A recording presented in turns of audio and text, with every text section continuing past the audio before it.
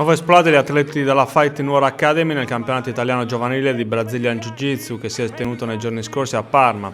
Gli atleti nuoresi sono tornati con un palmarès di una medaglia d'oro e di una d'argento, un risultato di grande rilievo anche perché alla competizione hanno partecipato 250 atleti provenienti da tutta Italia.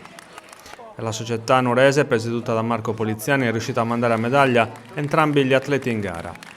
Sul gradino più alto del podio è salito Alessio Salisi che ha conquistato il primo posto nella categoria 10-12 anni grazie alle vittorie in 4 incontri, terminati con la cosiddetta finalizzazione. Un risultato che conferma le grandi potenzialità dell'atleta della Fight Nuora Academy.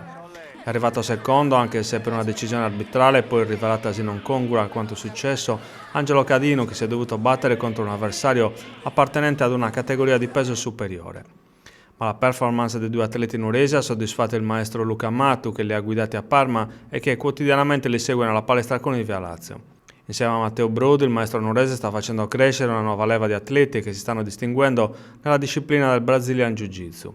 Allenamenti che in alcuni casi vedono la presenza di atleti di fama nazionale e internazionale che tengono degli stage al fine di accrescere la competitività degli atleti nuoresi.